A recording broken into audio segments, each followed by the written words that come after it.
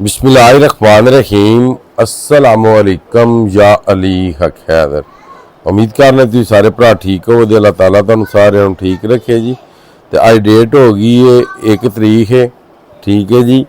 और उस तो बाद 8वां महीना 2026 अगस्त की 1 हो गई। टाइम जनाब 9 का हो गया। पूरे पाकिस्तान के दरियावां की अपडेट दी जाएगी जी। दरिया रावी, दरिया चनाब, दरिया सतलज, दरिया झेलम और इंदस रिवर के जिन्ने भी दरिया ने उन्होंने सब की ਤੁਹਾਨੂੰ अपडेट दी जाएगी। वीडियो में ज़्यादा से ज़्यादा शेयर कर दियो।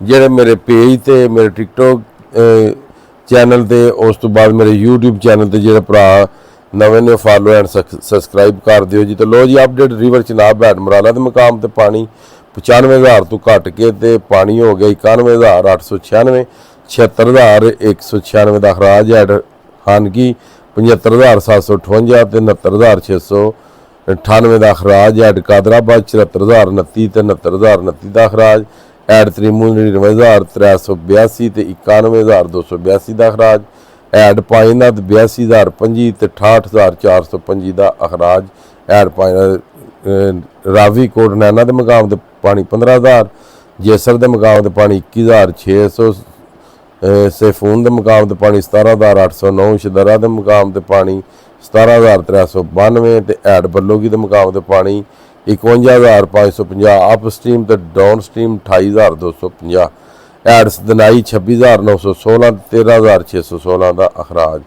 ये हो गया ना दो दरियावां की अपडेट। अगे जनाब गल कर लें इंदस रिवर दरिया सिंध के जिन्ने भी बराज एंड डैम ने उन्हों की गल। तरबेला डैम के मुकाम पर पानी 2,34,000, 1,58,700 का खराज। कालाबाग डैम 2,93,190 ते 2,86,550 का खराज। चश्मा बराज 2,71,188 ते 2,62,588 का खराज।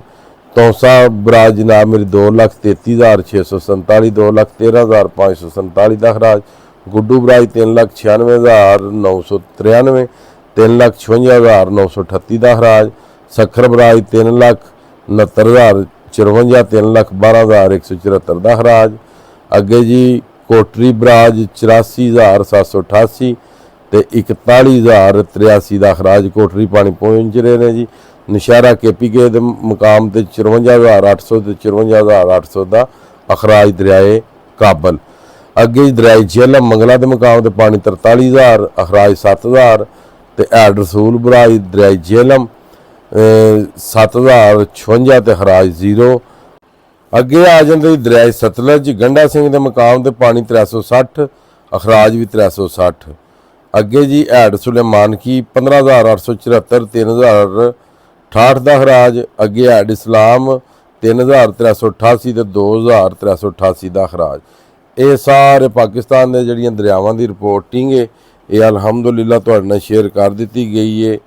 तो जिन्हें भी भरा दरियावां ते रहिंदे हो, दरियावां के किनारे ते रहिंदे हो या जिन्हां दा नुकसान होया अल्लाह ताला तुहानू सारिਆਂ ਨੂੰ अपने समान च रखे। तो जिन्हां दा नुकसान होया अल्लाह ताला गैब के खजाने दे विच तुहाडी जनाब मदद फरमाए।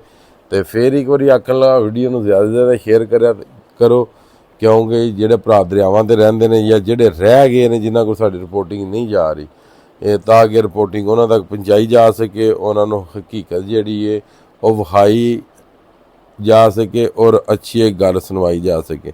बाकी जनाब हसते रहो वसते रहो। अज की वीडियो अज का व्लॉग करने हद मैनू दो इजाजत। नैक्सट वीडियो आने तक ज़्यादा अपना ख्याल रखना, अपनी खास दुआ मैनू याद रखना। इंशाअल्लाह मिलने नैक्सट वीडियो के नाल।